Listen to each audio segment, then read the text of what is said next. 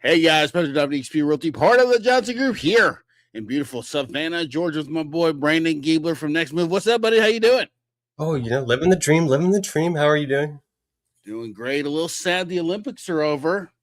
I don't know if How are you got to you? watch. Yeah, I definitely am. How are you? Definitely am. But we won the hockeys, so good. Yeah, that was the Both, important one. both the hockeys, and then we won. First female figure skater since like 2002, gold medal. Yeah. Pretty crazy. Well, I'm sure you guys didn't want to come on here and talk about the Olympics tonight. We're sitting down with someone who doesn't just talk about public safety. He's lived it. Before City Hall, before council meetings, before policy debates, he spent decades in law enforcement working directly with the people behind the statistics.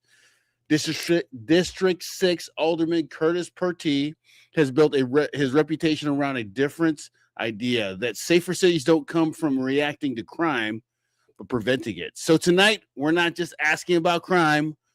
We're asking questions from Facebook, growth, infrastructure, youth engagement, and whether Savannah's future depends more on policing or planning. Ooh. All right, so we're going to be joined by Kurtis Purtee, Alderman from District 6. Thank you for joining us. I really appreciate you coming on. How are you doing? Hey, guys. Hey, how are y'all doing? I'm glad to be here tonight. What a wonderful night to be here. It's cold outside, warm indoors. I'm happy to be here. It's so cold. I don't like it. It's This cold. wind is. I don't need it. It's rough. It's too wrong rough. place for this. This should be back up north where we're both from. So yeah, this is not there. This is not what Savannah should be about. It should be about hot days, no sand gnats, but hot days, and good drinks. I think that's about all we can offer at this point. And minor humidity, not a lot. Yeah, please. Just a little bit.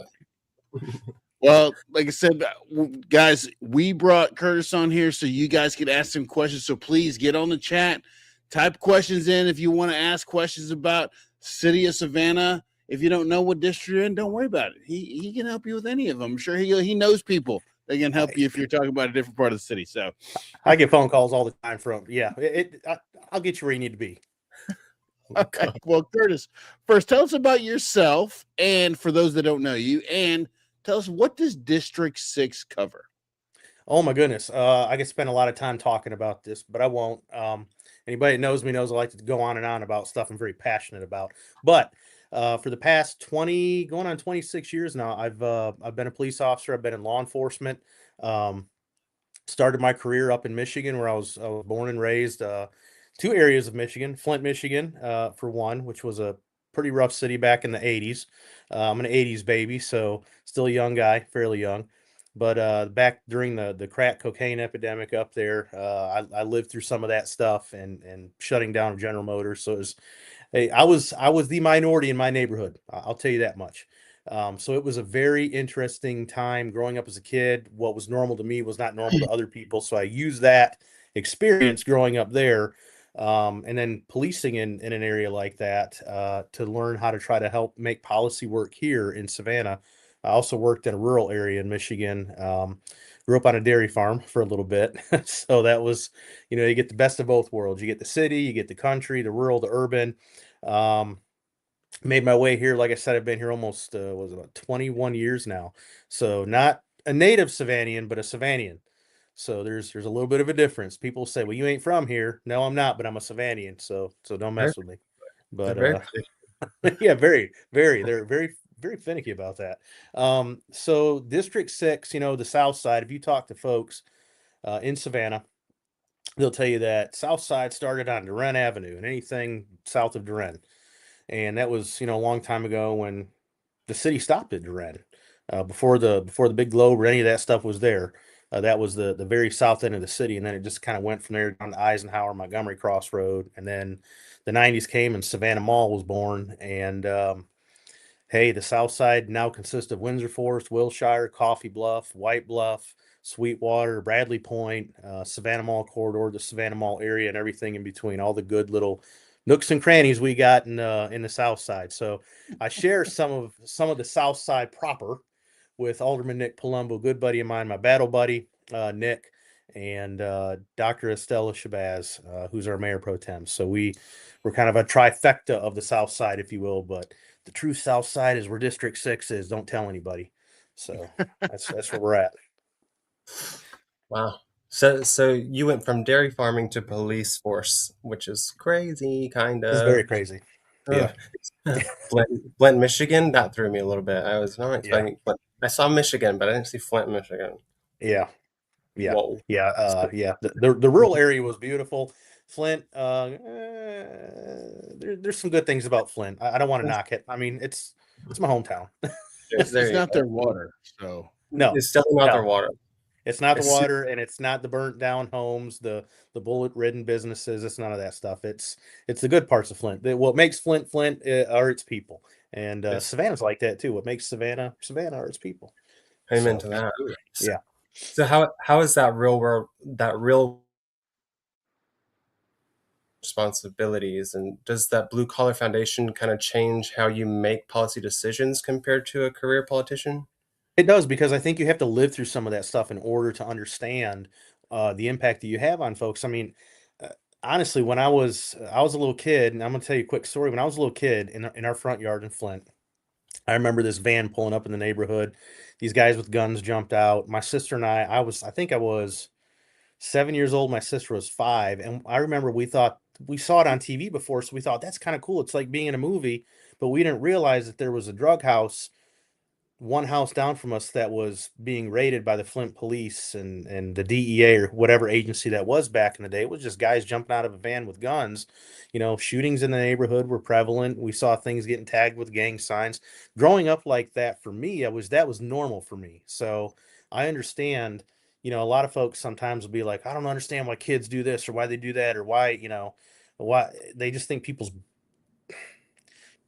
are born into a situation and they choose to be like that. Well, nobody chooses to be like that. That's what you're accustomed to. That's your normalcy.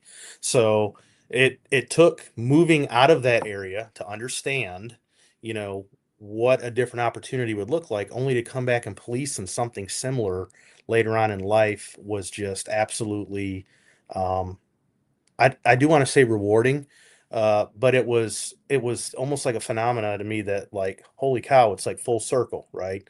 So you can right. take what you lived and understood and experienced and be able to go back and police like that, and then to police like that, and then get into this elected position. I'm able to understand why officers do what they do, why people function how they function, and it's just it's just a mixture of different actions and people and life experiences. It's so politicians, your true politicians will get up there and we're going to be hard on public safety. We're going to lock people up. We're going to do this. We're going to do that. But there's a holistic approach that oftentimes goes unnoticed and goes unspoken. And I think that's where I'm different. I've lived the experience. I've been there.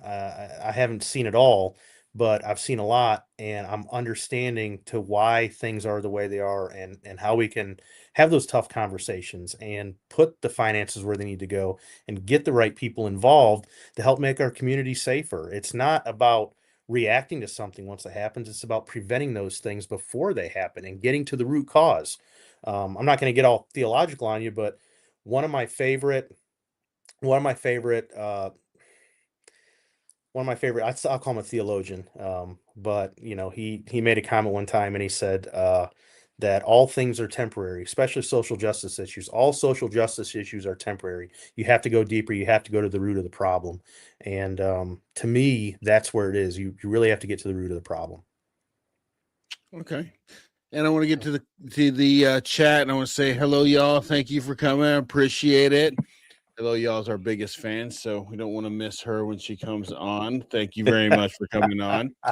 All right, so this next clip is about Dr. Linda Davis. So we obviously tragic situation. Our heartfelt sympathies go out to the family and the school and every children and all the people that were affected by this. I'm going to show something that Mayor Van Johnson said, and then we're going to ask you a question from Facebook. Okay. What was so important? What did this gentleman do that necessitated this this law enforcement activity. What was so important? What was the forcible felony that he committed? And did the result justify the process? And that's what I've asked for our senators to inquire directly of the White House, because we don't want that crap happening in our city. We're just not going to stand for that. We're just not going to. And so I'm still a bit emotional about it, but I was going to leave it right there. So obviously the mayor was emotional. Hello, y'all says a holistic approach to community safety is key to healthy communities. So she agrees with you. All right. So after what the mayor said, I'm going to ask you a question from Facebook. So Okay.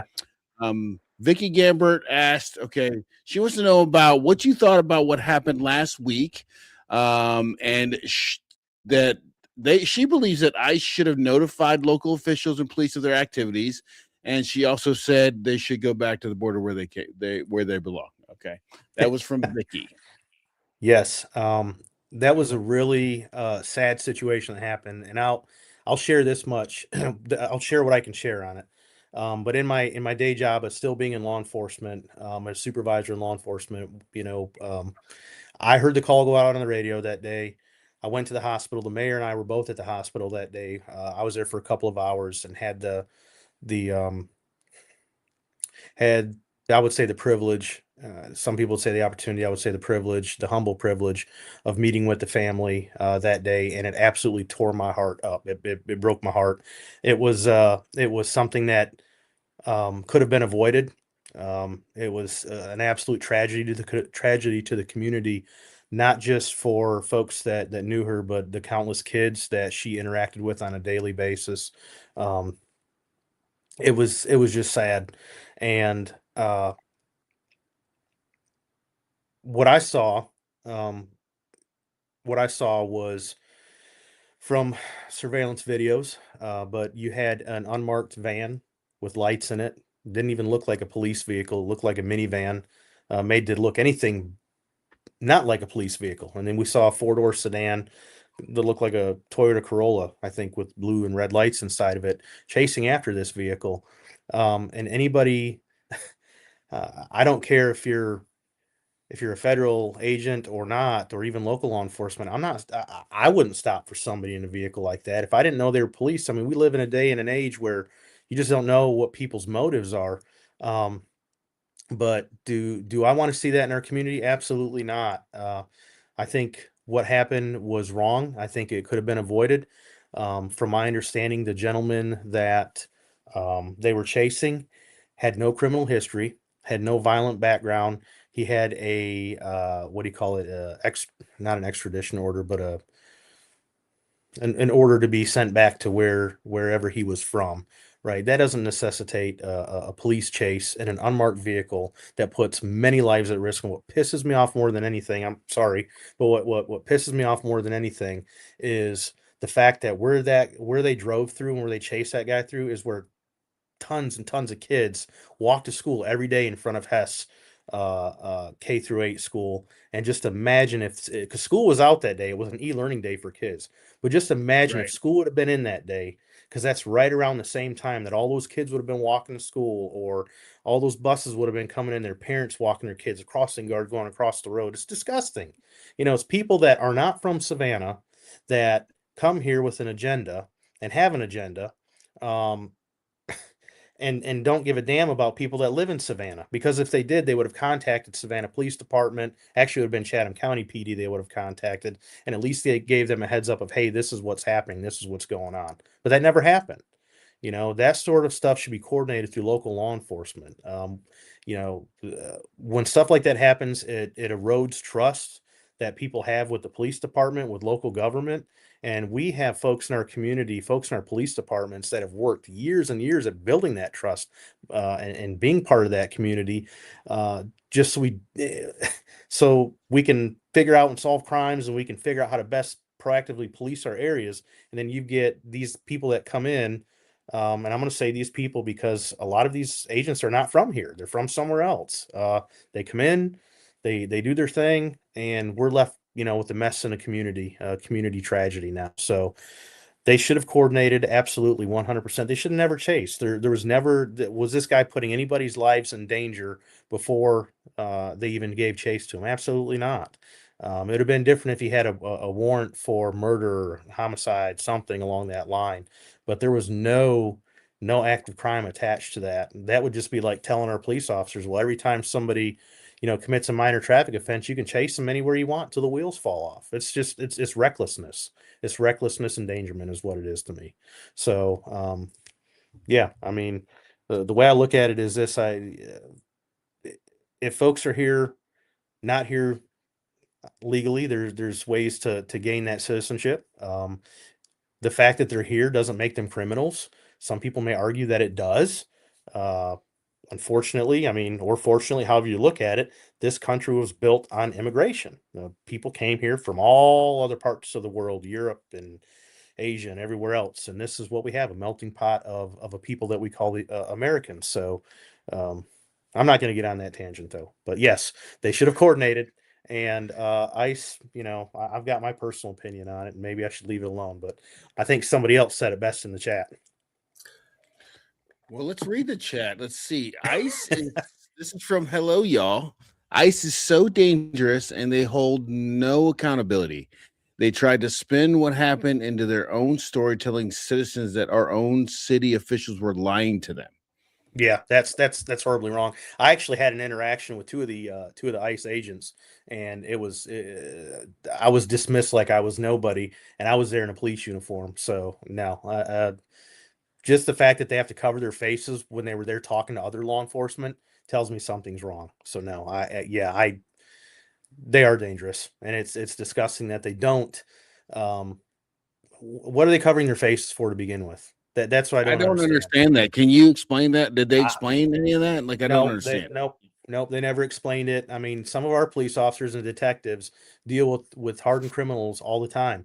They deal with people that have had murder warrants or armed robbery warrants or suspects in a sexual assault case, and we're not covering our faces. We're not masking up and going out there because somebody's dangerous or violent. Typically, to me, when someone covers their face, it's because they're doing something wrong. That's just my opinion. Take it for what it's worth. What is a robber? What does he do?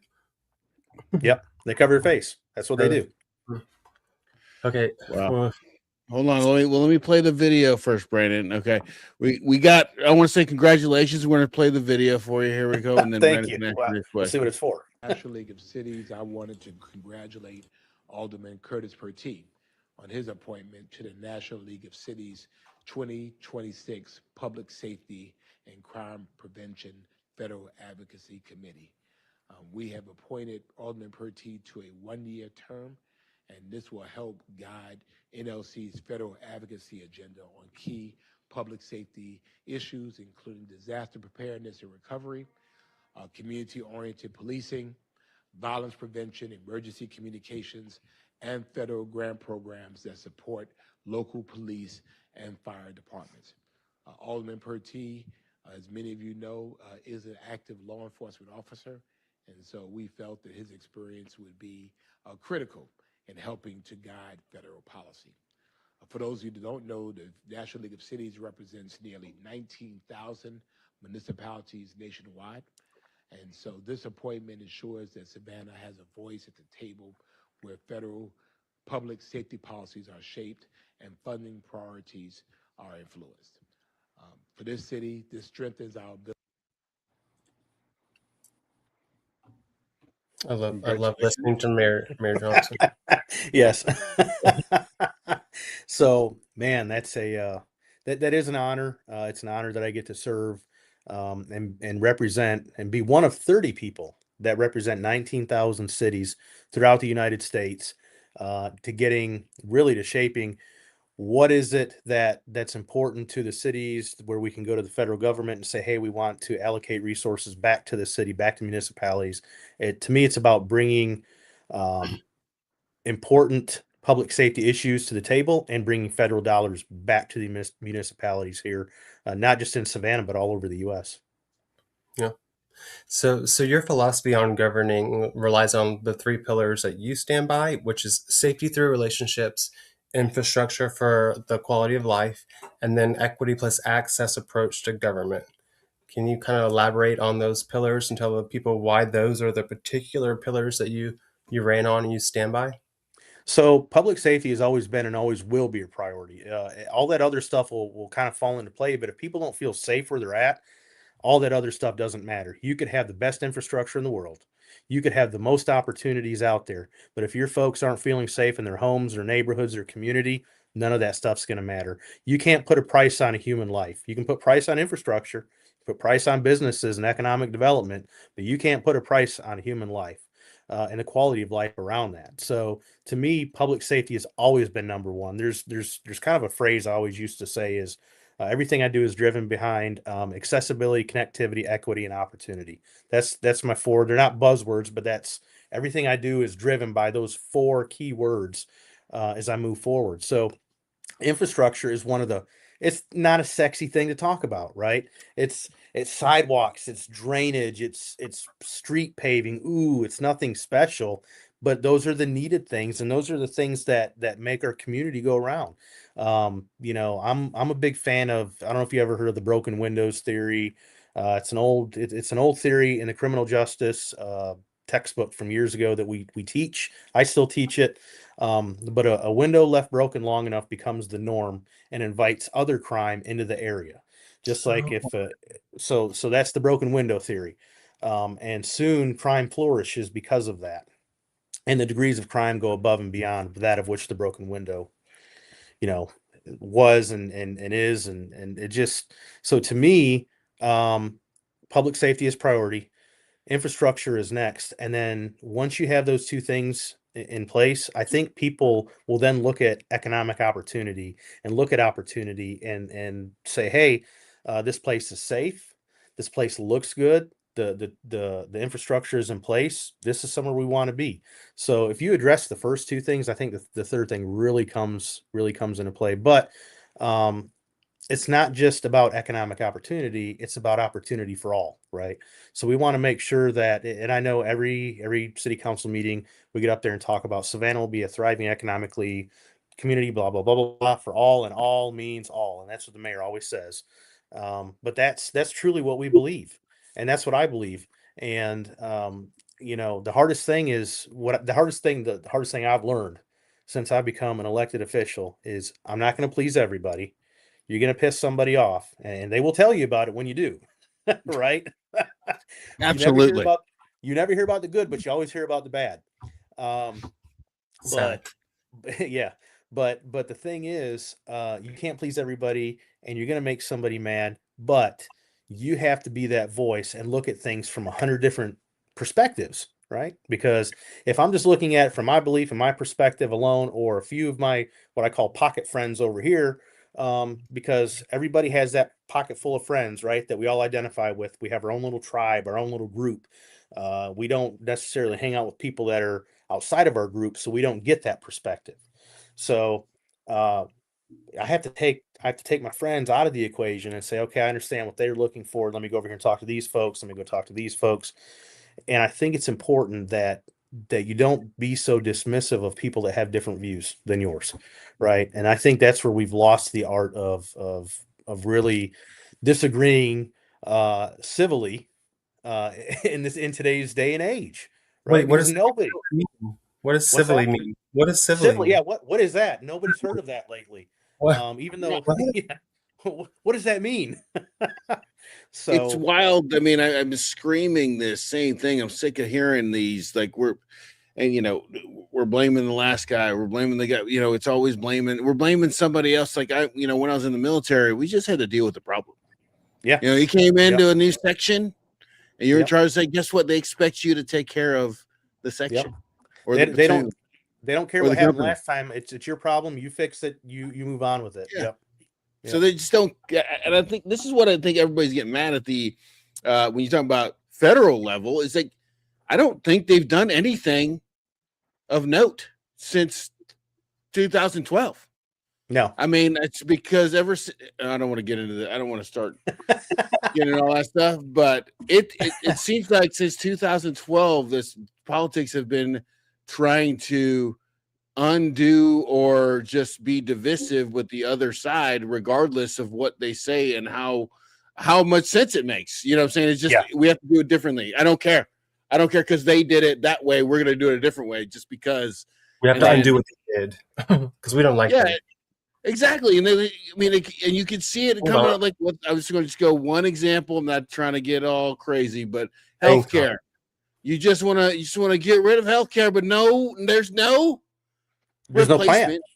There's no plan. There's no plan. We're just blowing it up because Obama did it. You know what I'm saying? Or, I'm not saying Democrats are just as guilty as Republicans. It's just stalling and doing nothing. So, I'm glad to hear that you'd like to talk to the other side. That makes me really happy because I'm sick and tired of these politics that are just partisan. It's ridiculous. I mean, Brandon, don't you agree? It's this partisansness is ridiculous, right? It is. Yeah.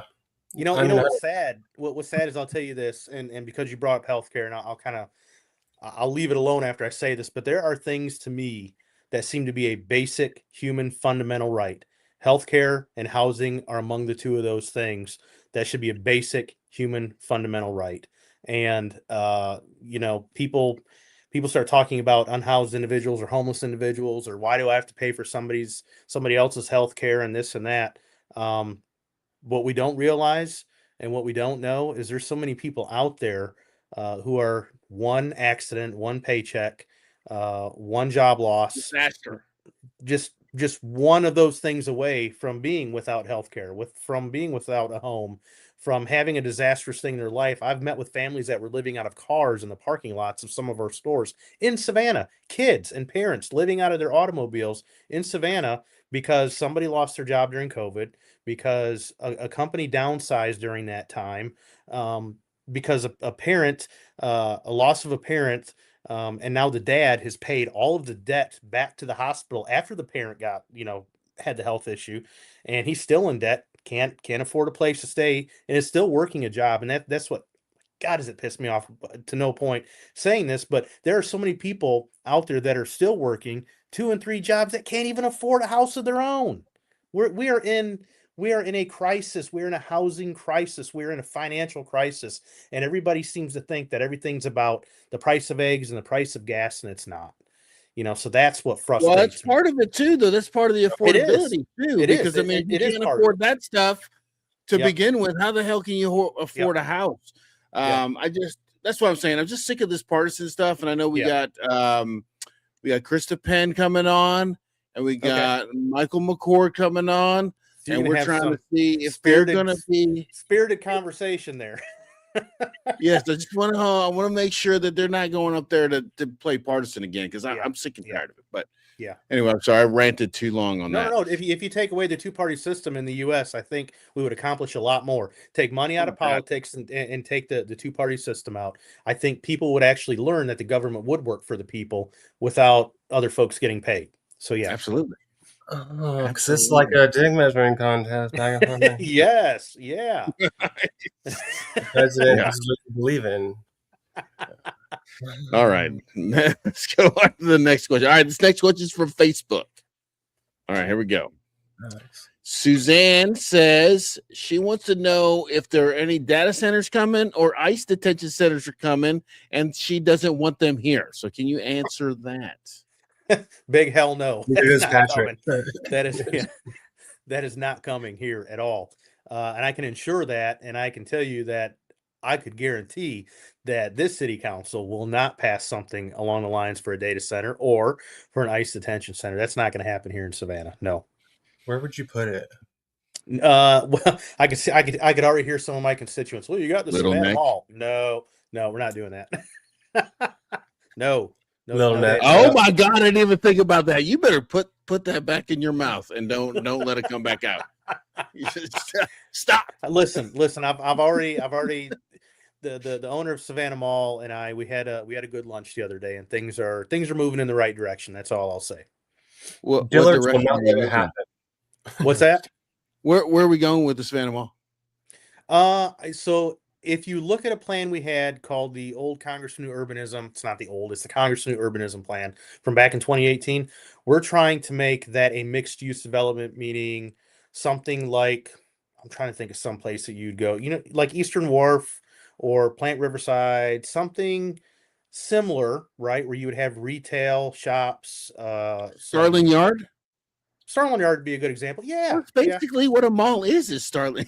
Right? It It's just- basically is, but the thing is too, we have to get Target and Dillard's on board, because those are the two places that own their businesses there. And I've had a lot of folks say they want to keep Bass Pro around, and Bass Pro would probably want to stay there. So there's some neat ideas that have been tossed out there. It was really cool. We had a lunch the other day where we had some students from Georgia Tech come down, the architecture program, and they were excited to look at the space and help provide some interesting concepts of some things. So there's a lot of work going into it. I mean, we passed SPLOST. Everybody in the city of Savannah overwhelmingly passed the next SPLOST. $15 million of that is slated for that development over there, right? To study it, to do something, whether it's infrastructure, helping partner with somebody to bring some stuff in there. So we're working hard with the owners of Savannah Mall to be able to ensure that whatever goes there is successful and is community driven. 15 million. 15 million. Yep. Nice. Well, let's catch up with the chat real quick. Hello, Yeah. y'all says the covering of the faces are insane. And Yep. Josh says, please no data centers. I agree with you, Josh. Absolutely. Yeah. Good comment. Best comment of the night. What's wrong with data centers? They're great. You can use ChatGPT even more. Like, you can All right. store your fun stuff. What's wrong with it? It's not really healthy, but that's They'll figure out All how right. to put it on stilts in the marsh. yeah. Yeah, there you go. Put it in space. That's what I think they Still said not would be the best place in space. All right, Yeah. so we're gonna play a clip from the mayor talking about youth crime. Okay. Recent serious incidents that have occurred involving juveniles that really have me concerned, including a fatal shooting and an armed robbery and carjacking. Let's be clear that we will hold individuals accountable, no matter what age they are.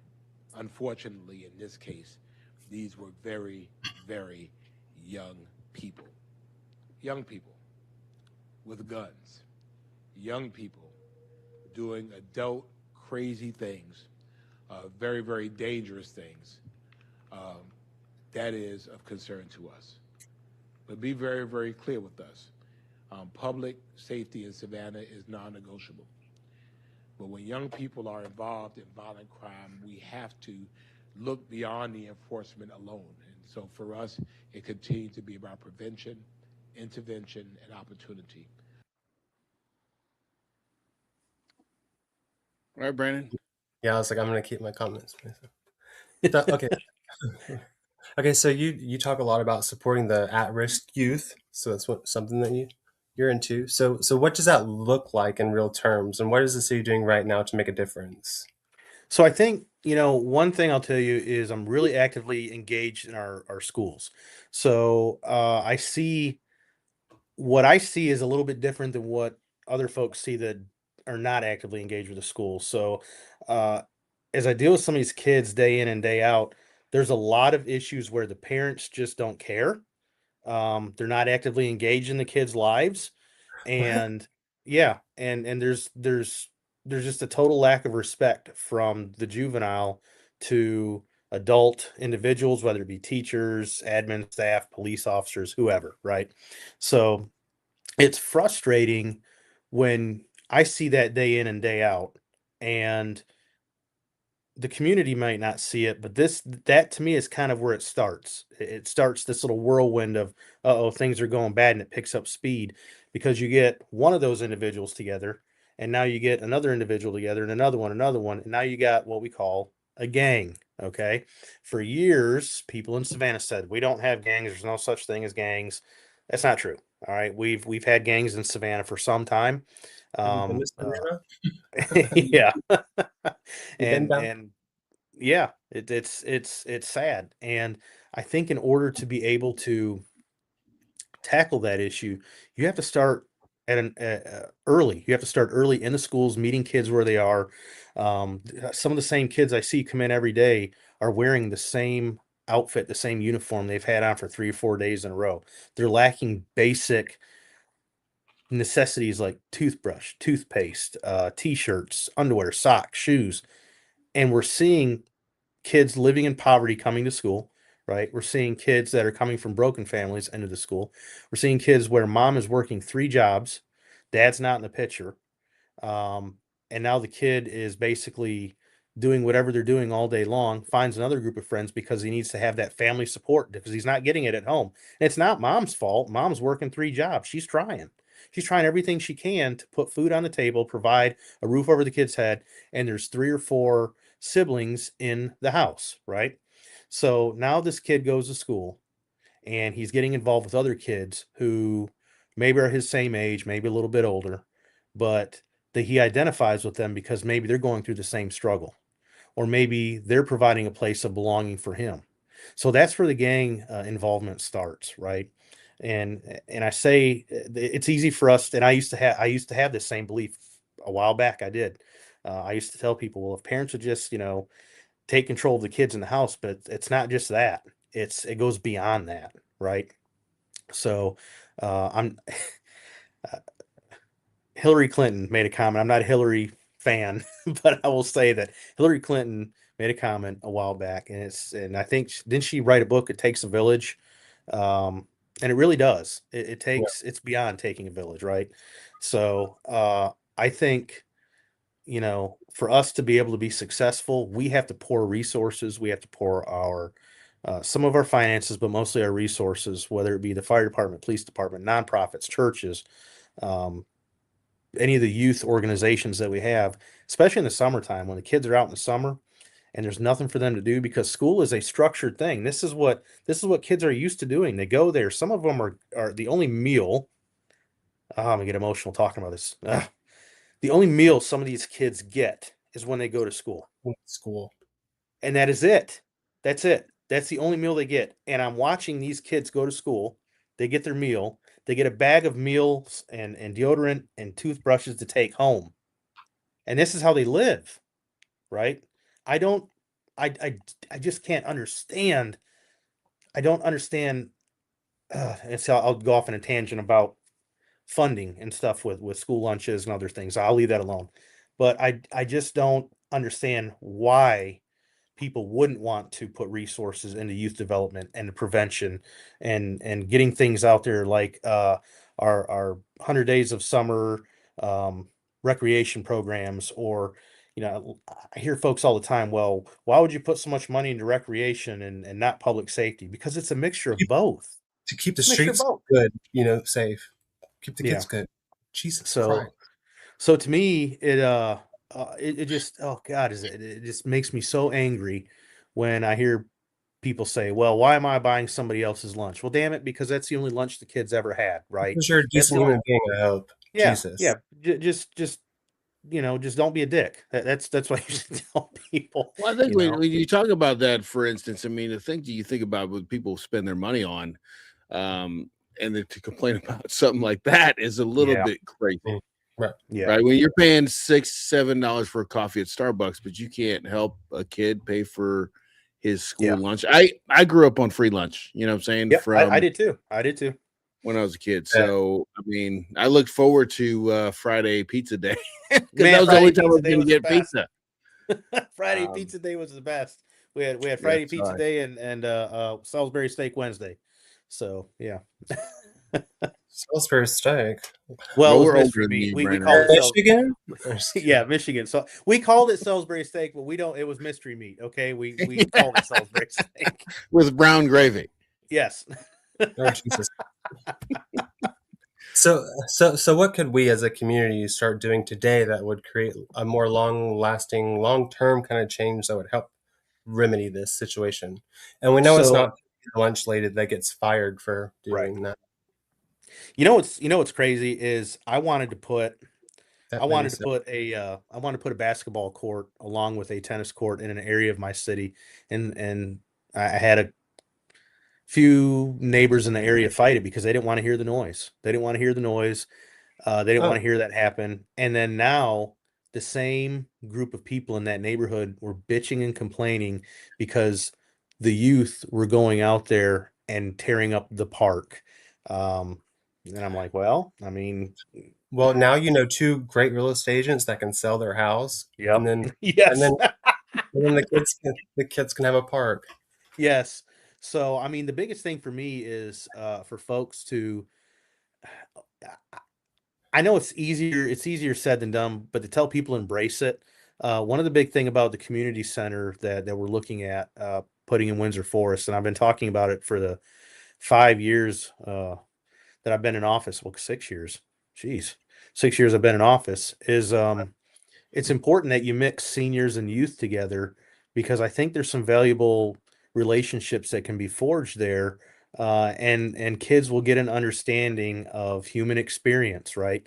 Because as kids, we see a lack of social interaction and human experience. Everybody's on their doing this these days, and nobody gets out there and actually has a conversation. So I'm excited to see when our community center gets built and have that mixture of youth and senior citizen interaction. So I think to me, it's it's not about being that, oh, I'm gonna get crucified when I say this. It's not about being the Karen in the neighborhood, okay? It's not about just being on the being on the phone and going, there's two black kids walking in my neighborhood, there's two white kids walking in my neighborhood. It's like they're kids. Okay, what else do you want them to do? They're What not were you doing anything wrong other than existing. So, I we mean, weren't allowed to stay inside. We were told to go outside until yes. the lights came Yeah, on. So why is so this I weird? mean, for me, it's about being a good community member, being a good neighbor, and just talking to kids, being like, "Hey, what's up?" Learn about them. It's the big thing for me in my neighborhood. I know a lot of these kids out here. I walk out here. I talk to them all the time. They see me in uniform. They don't know me as Curtis or Kurt the alderman, or the guy that lives down the road that always has a grouchy look on his face. It's the police Because you don't have officer that a always voice. talks to me because I haven't had my coffee. But yeah, it's about being engaged. That is exactly what it's about, being engaged. Well, we'll say Josh says, help the children. I really had a free school lunch myself. Yeah. So, yeah, I think we got a couple of us. All right. So, back to Facebook. All right. Here we go. Add to stage. Here we go. So, Randy asks, what date are they going to break ground for the years promised Windsor Forest Community Center? Is construction contract signed with the builder? Have the permits been pulled? Is that what you're talking about? So how can I be talking about this next question? And not only that, I know Randy. She's awesome. She's one Oh, of my okay. So, favorite. you know. Okay. All Yeah, right. I know who Randy is. She's one of my favorite constituents. I'm not supposed to have favorites, but I do. She's one of my favorites because she is an active senior in our community, and she will gladly tell you what's on her mind. And I love her. But she's a wealth of information. But no, the groundbreaking was pushed back. This thing's been 20 years in the making, and I've been trying to run with it, and I've been hitting roadblocks and roadblock and roadblock. The permits, they have not been pulled yet. As soon as this, I believe we got to go out to a request for a proposal, an RFP process. So as soon as we push that proposal out there and we get the company that's going to build this thing, which we're planning on breaking ground somewhere between May and June-ish, July the latest, but I believe it's supposed to be between May and June. So it's the Okay. So, close. second quarter of this year. So we're getting close. We are where we're supposed to be with the architecture review process. The permitting, the request for proposal goes out there. We get the construction company. I anticipate us breaking ground in the next few months. I would say a couple months actually. But it's been a long, slow process, but it's gonna be worth it. It's definitely gonna be worth it. Where's it All right. going? It's going on the corner of Windsor and Briarcliff. Now, if you've been here in Savannah for some time, there used to be a skate park. If you've been here even longer, there used to be a pool. So a lot of history behind that lot. But I will say this: I'm glad that we were able to do this with it. I think it's the appropriate location. We're going to have a kind of a mid-century modern feel to it, kind of like the neighborhood has. So I think it'll really, I think it's going to bring property values up.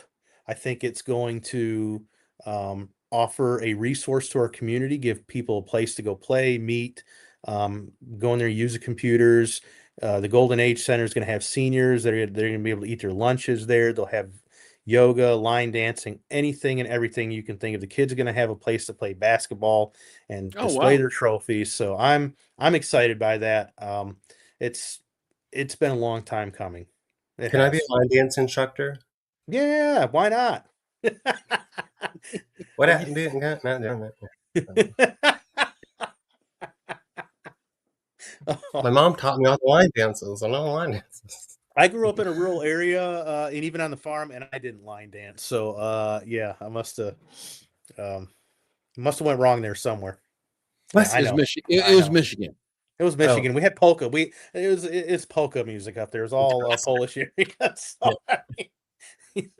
I'm from Charleston, so I get it. Yeah, I get oh it. yeah. So you've never heard things like, "Hey, it's Fat Tuesday. We're gonna go get a punchki," or, "Oh, these are good today. We're gonna get a glemki," which is not anything inappropriate. I promise. It's a Polish food.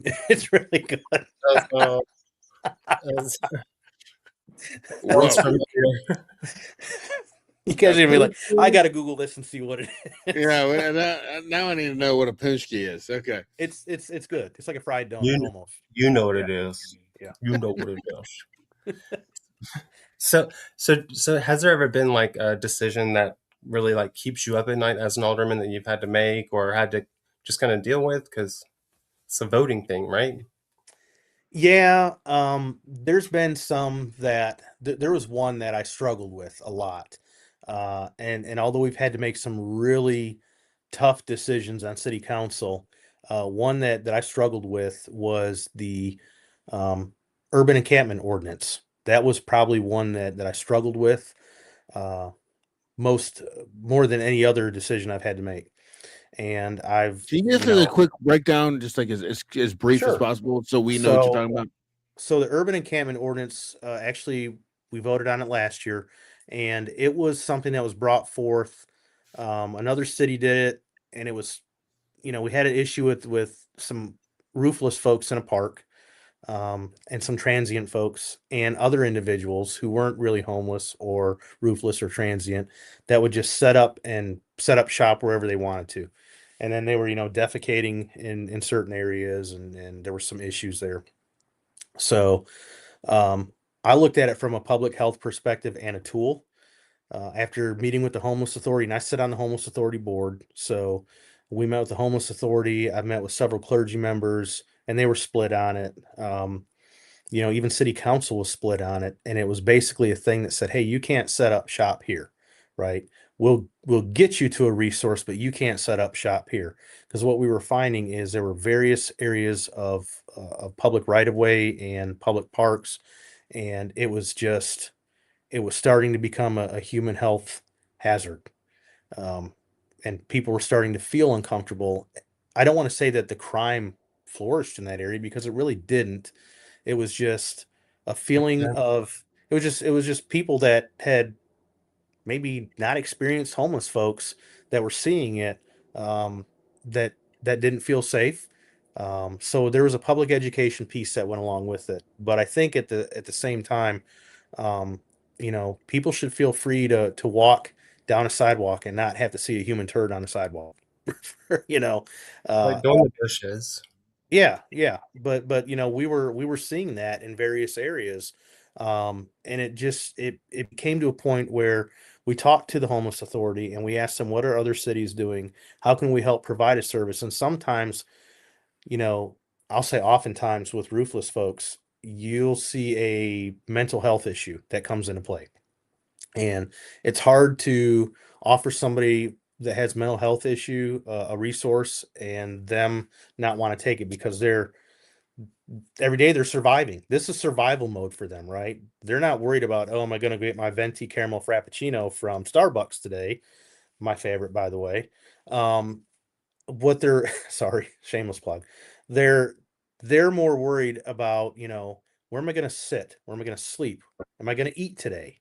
Is it going to rain outside? Am I going to be dry? That sort of thing. So, to me, this was a tool that we could use to help people get the help that they need. Um, and what's sad is I think it was more focused on it as a punitive thing than another resource to be able to help folks get the help they need. And I think we're moving in the right direction. We had conversation the other day at the homeless authority, and we are, I think our numbers of unhoused individuals in Savannah are going down. That's awesome. Do I think we'll completely eradicate homelessness? I hope someday in my lifetime. I hope it happens. I mean, I've got ways and I've got theories on how we can do that, but it's going to take commitment from people in the community. It's going to take commitment from different organizations and from the city, and you've got to have buy-in from the county because homelessness doesn't stop at the Savannah city limit. It goes into Garden City, Pooler, Port Wentworth, Chatham County, unincorporated areas. So I've seen them as far as Statesboro when I've had to travel up there. So I've had people tell me, well, it's just it's a city problem. No, it's not. It's everywhere, right? It's No, something. we had I wonder we if the complainers are going to be the ones volunteering to help. Yeah. Oh yeah. Yes. yeah, of course. Yeah, that definitely no. Yeah. No. Line up, everybody. They didn't complain to go help. Yeah. So Mhm. we had homeless people in Fairbanks, Alaska, if you can believe that, Yep. and that's as harsh as they come. So Flint, Michigan. the We had them. We had them in Flint, Michigan, and I mean, in the harsh of winter, and it never failed. Every year we'd have a deceased person because they just couldn't. They didn't have a place to sleep. They were sleeping outside in the frigid temperatures, and that was it. Yeah. It's sad. It is definitely sad. All right, so we're gonna come to our last question from Facebook. Oh, okay. Okay. I was hoping for more questions in the chat, but that's all right. We got the Facebook to help us out, so here we go. Yeah. All right. So Joan said, how are you going to keep us and our family safe from gun violence in the community and from ICE? Ooh, there's like two separate issues there. So gun violence is one, Sure. ICE is another. um, gun violence. So I'll tell you what really keeps me up at night. It's not a decision, but it's the gun violence in the community. That's what keeps me up at night. I take it personal. Every time somebody gets shot, it frustrates me, it enrages me, and it saddens me, especially when we have a death. Oftentimes there's a few of us that go up to the hospital and visit with the families and sit with the families. I think in order to curb gun violence, it's hard because there's two types of gun violence. You have the type of gun violence where it's what we've seen in Savannah is, how do I say this? I'll just come out and say it. We have domestic issues, right? So there are folks in Savannah who have domestic issues at their house and they can't get along, and one person shoots the other one. And we've seen that. We've seen that happen quite a few times, and we've seen some death from that. And that pushes our gun violence numbers up, even though it may not be a crime in the street, a gang crime, a crime over drugs, a drug rip gone bad. It just it's bad. Mom and dad can't get along, brother and brother can't get along, and before you know it, somebody's shooting somebody in that household, and then it becomes a tragedy for the entire community. When did walking out the door not become an option? I don't you not know. just leave?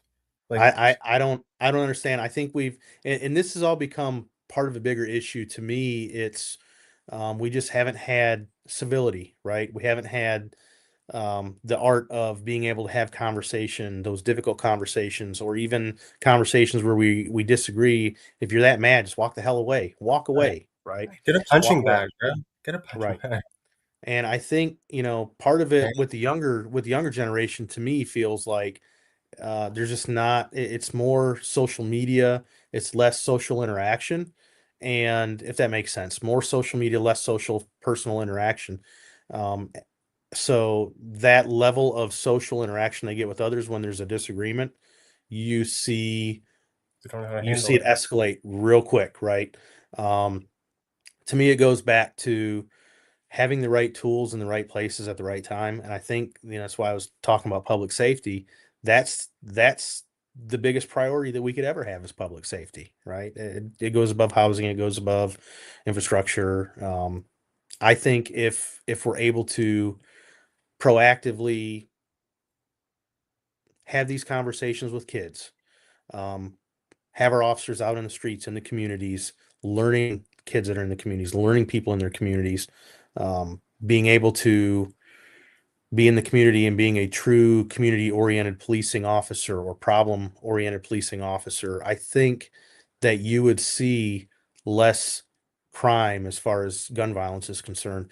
Now, I'm not saying our officers don't do that. We're understaffed and they're riding call to call. So it's hard for them to get out of the car, walk through the neighborhoods, do that thing. I can tell you years ago that one of my former police jobs in the Savannah area, I made it a point. I was a sergeant on shift, and I made it a point to pull two of my police officers in, and we walked through a neighborhood. And when we were working, we had less shootings and less crime than other watches that were working. So to me, I knew that something was working. I knew that what we were doing was making a difference. People knew us enough to trust us. And when we did have something happen, who did they want to talk to? It was me or one of the other officers that was walking through the neighborhood. So I think it's building trust and really, really when it comes to some of these kids that are involved in gang stuff, giving them a purpose, right? Giving them a purpose and a sense of belonging, and helping them to understand that there's more opportunity out there than just what they're seeing at the street level, because the streets are rough, and I'm just a white kid from Flint, Michigan, but I will tell you that some of my best friends were not, and um, I couldn't understand what it's like to be a somebody of minority in an impoverished neighborhood. I've worked in a lot of those neighborhoods. I couldn't understand what it was like to live like that, right? The closest thing I had was being the only white kid in my neighborhood in an impoverished neighborhood. So I knew from my experience how close it was, but still having a little bit of privilege doesn't compare to having the some of the issues some of those kids have. So to me, it's about having the right people policing in Savannah. I think that we can do a better job at recruiting folks that are from Savannah, or folks that are able to identify with some of the neighborhoods that we have in Savannah, and police those areas, because I think it's important that your police department is representative of your community. It's an old they call him Robert Peel principle. I'm not going to give you a lecture on it, but the police are the community and the community are the police, really, is what it all boils down to. So it's not an easy answer when it comes to gun violence, especially with youth in the community. I think we're moving in the right direction, but it's going to take time, and it's not like flipping a switch and it's going to happen overnight. As far as the ice thing is concerned, um, I have weekly conversations with our police chief. I trust him wholeheartedly, and I have no reason to believe that we should be in fear for ICE in the city of Savannah. I can tell you that. Um, uh, I I just know for sure that if ICE, were to show up in Savannah, I think you would have an outpouring of individuals that would stick up for this community. We've seen them in the county. I can't speak for the county area, but in the city, I will tell you that we are doing everything we can to ensure that we don't have an influx of ICE in the city of Savannah. I don't want to get pulled over for saying this, but do you not feel like it would be better, like, if the cops were more so like you were saying, like, walk in the beat, like walk in the neighborhood rather than posted up in the corner of the interstate just waiting kind of thing? Like, Yeah, if I they think actually like walk in the neighborhood, meeting the people, keeping it it, safe that way rather than yeah. I'm a big fan of walking a beat, or even like even when I patrol, I It's good have for both you of too. yeah, and I have both of my windows down. I stop, I slow down, I talk to people. But I think in this time where we are understaffed, and when these officers are just going from call to call, it's hard to do that. And then with the age of technology, they got to get in their car, they got to write the report on their computer. So they're constantly doing something. But to me, I made a comment the last city council meeting we had when we were in the workshop, and I said that we are not only are we understaffed, but even the full allotment of police officers for the city of Savannah is way too little. There needs to be more. I'm not saying we need to be this big police state, but I'm just saying we need to have more officers out there. Really, if you look at the growth and development we've had in the city, the tourism, the people that come to work here every day, the people that pass through, What are it's they just doing for St. Patrick's Day? Because I know they're going to bring people in, right? Because they're not going to allow it to be right. No, St. they're Patrick's Day with the force we have currently, right? No. They're bringing plenty of folks in. They've got outside agencies. So you've got what is it, 8 municipalities in the county that are going to be assisting. So each department, some of the bigger departments may have 60 folks there. Some of the smaller departments may have 10 people there. So there'll be plenty of folks. There'll be plenty of police officers there, and they've got a good plan. They've got good intel on ways of keeping the folks safe during St. Patrick's Day. But I think as far as our police force is concerned, and I made the comment too. I said, what are our allotments supposed to be, 519 or something like that? I said, really, we should be closer to 620 or 650. And to me, you're able to put enough people back into the neighborhoods where you've got police officers just walking, talking to folks, solving problems in the community. You've got detectives doing their things. Yeah. Yeah. So it's just getting to that point, keeping the good folks that we have and hiring quality over quantity. And that's what's important to me. All right. I feel like that's so important. I feel like that's like the whole walk in the streets kind of thing is just kind of like getting to know the community, and Yep. it's good exercise. Oh yeah.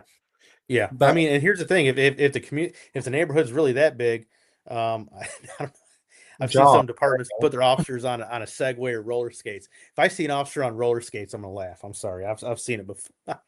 I've got It's some. out there. I've got, I got a All right, husky so 42. I want to ask you one last question. Okay, we're running long, so we're All gonna right. kind of wind this thing down. What is your favorite restaurant in Savannah? Oh man, What you're would gonna you? ask. What would you? If you had to recommend to somebody that was flying in from Nova Scotia, and they had one restaurant they had to go to, what would it be? Nova Scotia, really? I was gonna say I don't know. no. I don't even know where that's at. It sounds fancy though. Proper. It's in Canada proper. Okay, there you go. Yeah. I don't know Wow. you. So I don't know you're you. gonna ask me this question while you're wearing a hat. Right. Yeah. Which I claim. I'll tell you, it's Slow Fire. If you want the best Texas barbecue, come and get some Slow Fire. Definitely. Yeah, I would tell you, no doubt, you got to get Taryn Williams with Slow Fire crew are amazing. They're at Starling Yard a lot of times. So if you want to get some good Slow Fire, go to Starling Yard on the weekends. They'll be there. Trust me. So I'm coming. Don't mention sponsor. I've never been. But that may be in my new favorite restaurant. But I will tell you, I don't have a favorite. I have a few favorites. Okay, so I'll give you from around the city. I'll just give you maybe 3 or 4.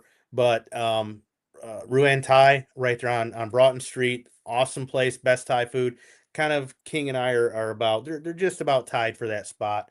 Okay. But if you want, so we're good there. You want good pizza, you want some authentic cannolis. Vincenzo's in Windsor Forest. It's our little secret there. It's an awesome spot.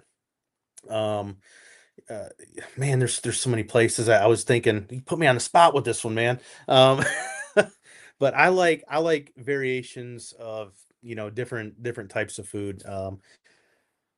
If you want experience, I would say if you want some experience, like at a seafood place, yeah, some of the places on River Street are cool. But if you really want some authentic, hey, sit out there and get eaten up by sand gnats. Crab Shack's always a club favorite. Love Or the Sandats. but hey, that's not in Way to Savannah. sell But I it. mean, For the or Fanny's on the seafood beach, one and of the those. sand gnats. Yeah, one of those places. But no, man, there's so much good food out there in Savannah. You can't turn a block without having an awesome restaurant. And I think that's what really that's what puts us on the map. It's not just the experience, it's not just the people, but it's the places to eat, the restaurants, the food, the variations of the different types of food that's out there. Man, I mean, the funny thing is, every night my partner and I we'll sit there and we'll look and be like, what do you what do you want for dinner? I don't know. What do you want? We get on DoorDash and we look and we're like, because we don't feel like going anywhere, right? So So we many get on options. so we get on DoorDash and he's like, what do you want? I'm like, I don't know. What do you want? There's like 1,000 restaurants in the area and you can't even pick one because there's just so many choices. So I don't have a favorite. But as far as atmospheres and all that, you can't pick any better places, I think, than any of the spots on like Vix on the River is a great place Oh, for an great. atmosphere. So there's just so many. There's a couple in Midtown that I like. 5 Spot's really good. I like Bella's Wet is good. So yeah, but I mean there's just too many to choose from. So no, I can't give you just one. All But right. yeah, All right. That's yeah. fair enough. Fair enough. If you were looking for, I will tell you what, in Port Wentworth, if you ever come here, Curtis, you need to try Honey's Creamery. Oh my God, they do Really? gelato. Oh, I gotta check It's that so out. good. They got a blender, Oh. and then they do Afghano. So, like, you know what No. Afghano is? No, what They- is that? They put the gelato on the top, and then they do espresso right on it, and you can pick any flavor you want. Oh, I So can't it'd do be that. I'll be in espresso trouble. right on the. I'll get it every day. I can't do that. No. Oh, it's Man, I gotta amazing. try It's it. amazing. I gotta try it. Oh man. So, That is there amazing. anything that you wanted to talk about that we did not talk about? I want to try that. No, I'll tell you this. One thing I see, what's unique about Savannah, and I've lived in a few other places, but what's unique about Savannah is people give a damn about Savannah. They care. And because people care, they're so passionate about stuff. And because they're so passionate, we have some really, I'll call them spirited arguments or spirited conversation, really, whether it be in city council, whether it be on Facebook or social media, and people get pissed like they own a part of Savannah. Everybody has their own little piece of Savannah that they own. So what I tell folks all the time is this: stay engaged, because that's the only way that we're going to keep doing great things in the city of Savannah and in the area around. I'll tell you this much: I kind of made some people do this right here a couple weeks back when I said that I was really wanting to actively pursue consolidating the city and county government. Athens Clark did it, Macon Bibb did it. It's not about so much saving the taxpayer money, which it would, but it's about increasing services and opportunities and really streamlining services. And I think it would make the quality of life better for people without costing the extra money. So to me, if we can just get political people in all these different positions to relinquish control, I think that would Ooh, really that's tough. it is. It's going to be tough. It's a tough sell, but I'm up for it. David meet Goliath again. But I will tell you this: I'm starting to have those conversations with people at the state level, even at the federal level. I've had some conversations, and I think that the time is right to start moving in that direction. When we demerged the police department, it was really did a lot of folks a disservice. Really, what we should have done is merge the governments first, and then look at merging the different departments under them. Yes. So that's where we did the disservice to folks. That was, I always say, well, that happened before I got on city council. Well, now it's my baby to take care of. So that's the direction I want to move to. But There's boy, no I better probably time pissed off a lot of people when I just made that comment. So. That's all right. Don't worry. I'm going to put it on Facebook 100 times and on That's my all right. YouTube That's channel a all trillion right. times. So That's hopefully that's get okay. thousands of views on it, and then we can make this thing happen.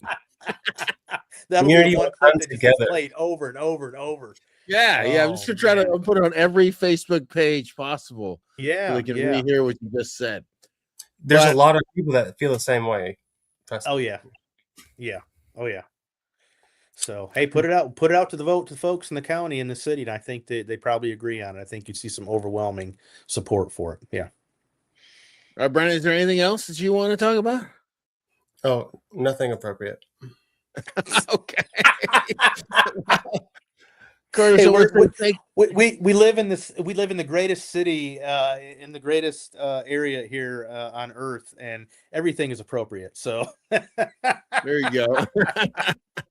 We can Well, walk Curtis, around. I want to say, That's good. I was gonna Curtis, say, I wanna wish me luck, guys. I'll be in Washington D.C. in a couple weeks. Be meeting with our Senator John Ossoff, friend of mine, he's a hell of a guy. He's a great guy. He's been burning the candle at both ends, out on he's the road. running, right? Yes, he is. He's running for re-election. I'm not trying to plug his re-election, but I will tell you, he's done a lot. He's done a lot, and he's been able to, like myself, reach across both aisles and really accomplish some things, bringing some federal dollars back into our area. So, if you were going to have somebody on your show, You can be the Do you plug. think he would come on? Do you think you can help us get him well, on here? I've hosted him on a show of mine when I first got elected. So if I can talk to him, maybe we'll get him on. Well, hey, like I said, let's get him on. I would, if you Yeah. could give one, and it could be him. Yeah, I would definitely love that. man, I'll work my magic, see what I can do. I will definitely do that. But I appreciate you guys. Well, I appreciate you too, Kurtz, for coming on and illuminating. What we're trying to do on this show, and I think we didn't say this in the beginning, and I want to tell you so you know, we're trying to get the people in touch with the people that are in the decision makers. That's the goal. Yes. Like we have our opinions, and they differ. Me and Brandon are somewhat different in our ideology, but we want the people to be able to talk to you so they can ask you the questions that they don't ever get to ask. So, and then what that goes with, and I'm going to show you real quick, so you can. What? Well, I'll tell you this, guys.